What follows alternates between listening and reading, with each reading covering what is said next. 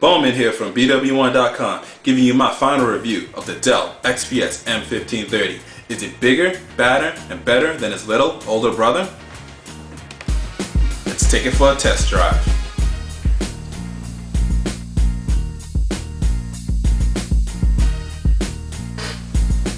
First thing, I'm going to go over some of the accessories that come with the XPS M1530. The first accessory I'm going to go over is the noise cancellation earbuds that it comes with. It's a pretty decent pair of earbuds. You plug it here in the front, so let's say you're in a noisy environment such as, on an airplane or in a coffee shop, and you want to listen to some music or watch a DVD. This will make sure you hear things a lot better. It's a pretty decent pair. Next thing that it comes with is this nice XPS embroidered dust cloth. You can keep your keyboard clean, you can keep your screen clean. It's embroidered in XPS and it's all black, so it's pretty nice. Next thing we're going to go over here is your standard AC adapter that comes with the unit. According to the back of the unit, it is a maximum output is 90 watts and it outputs 19.5 volts. It has this nice strap here so you can keep the wires nice and neat. It does get a little warm, but most AC adapters do, so don't be alarmed. So when it's charging, it's going to get a little warm, and also there's like a little light indicator right here to let you know when it's on. Next thing is this leather bound XPS CD and DVD holder. So you can hold your movies in here if you want to. You can hold your recovery CDs. You can hold like a small book here on the side.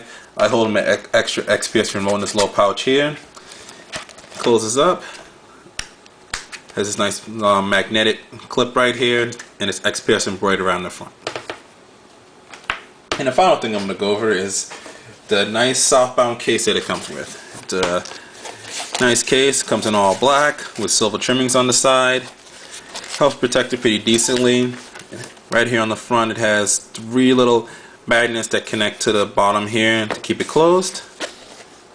And it's pretty good, so we'll give this the Biscuit test a little later, so stay tuned for that. Next thing we're going to go over is the overall performance and specs of the XPS M1530. Next, I'm going to discuss some of the hardware specifications I got on my XPS M1530. First, the processor. I got an Intel Core 2 Duo T7500 processor, which rocks speeds at 2.2 GHz with 4 MB of L2 cache that's shared between the two processors because it's a dual-core processor and an 800 MHz front-side bus.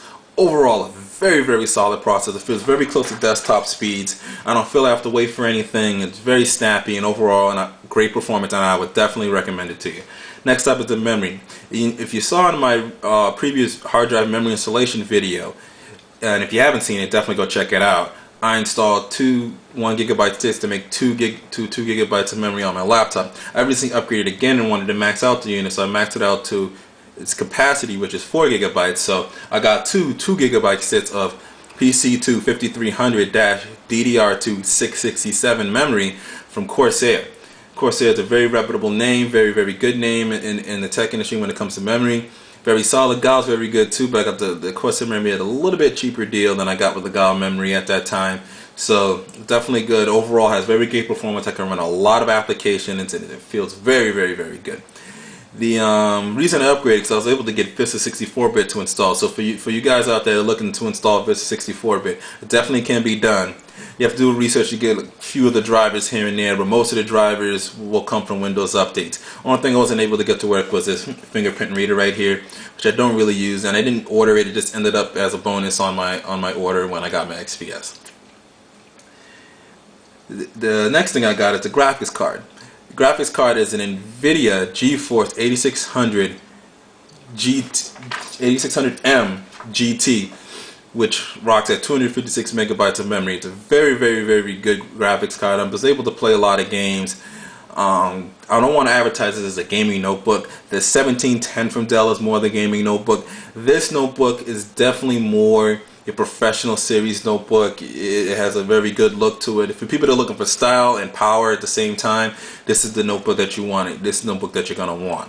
And it also does play a lot of games pretty well. So for my hard drive, you saw it upgraded up to a 7200 RPM hard drive. I got a Seagate Momentus hard drive. Can't remember the exact model number at the moment. You can, if you check on Tom's Hardware, they have a little graph on there, and it'll show you all the hard drives that are and where they rate for laptops. I got the top of the line one there, 160 gigabyte Seagate Momentus hard drive. It does run a little warm right here, and you can hear it a little bit as you're using it, but you definitely get the speed out of it and the speed advantage. You do feel that it's running a lot faster, very close to desktop speeds. For the screen, I got the basic 12 by 800 screen, which is native resolution for a 15.4 inch monitor. It's a high def monitor, by the way, too. I'm overly satisfied with it. It looks really good. I don't have any complaints about that at all. They do offer high resolution if you're looking for that, but overall the screen is very good on this, and it does come in high definition, so you can watch any high def content that you want. Next up is the CD DVD drive. I got the basic one that comes with a CD and a DVD burner. I didn't get the Blu-ray option. The Blu-ray option is about, I think, $500 for it, which is a pretty hefty option. And one thing you noticed on the M1530, the 13-inch version of this notebook, that the CD drive was pretty loud. It seems to me that it's got a lot softer, so I want to see if you can hear this here. So it's definitely not as loud as it was before. Definitely a lot quieter than it was before, and you know, you do hear it if you're reading some media or some content off or you're playing a DVD, you'll hear it a little bit as it's spinning around. So overall, that's very good. And the reason I'm zooming in here is I want to show you kind of the front here and see the touch sensitive controls here at the very top.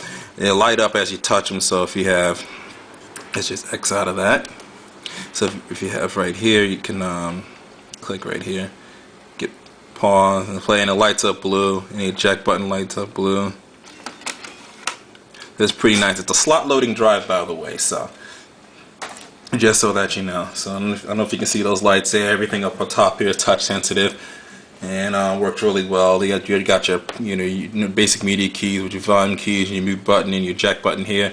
Next thing over here is a dedicated Dell Media Direct button. It's sort of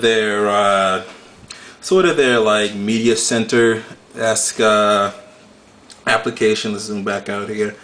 It works pretty nicely. You can actually, when you have the computer off, you can turn it on and boot directly to that. So you can get documents real quickly. You can get, let's see, pictures. It has instant office right here, if you can see. So you can get documents, presentation, information. You can get it really quickly. So you can actually access this without even booting up the computer fully. So let's X out of that. Next things up is the wireless that I have in it. It comes with a basic G option, but I actually upgraded it to the wireless N. I have a wireless N router here, and the performance is really good on it. I do get the N speed. I also got a Bluetooth option on it as well. Not a big fan of Bluetooth, but for Bluetooth tethering to a phone, definitely will come in handy for things of that nature. And overall, I would definitely say this has been a very good notebook for me. I'm thoroughly impressed with Dell and the time they took in the design in this notebook. Some of the things that I do like about it over the 1330, I do like the fact that it's a nice 15-inch notebook that isn't that heavy, and the weight is distributed very, very well. One of the things I did notice is when I looked at the 1330, it looked a little squished with the design, as when I saw the 1530, it looks like it's much more spread out, and the design is kind of made for that.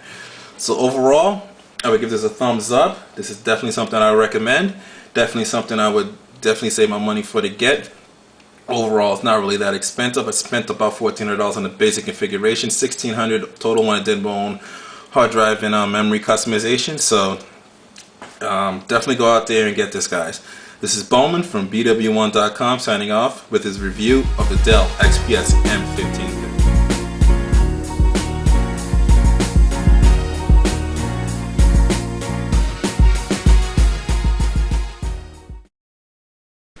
Any true test of any case is the Biscuit test. So let's just see if this case will protect your biscuits. So we have a nice biscuit here. A little bit of crumbs, but that's good. That's good. It's alright. I'm just gonna slide it right in here. We're gonna close it up here. We're gonna give this the true biscuit test. There we go. Let's see what happens. Let's see what happens here. And the result is, yeah, son, the biscuit is still intact, son. Yeah, so this case will protect your biscuits. Look at it, still nice and fluffy. That's what I'm talking about, son. And the biscuit we trust.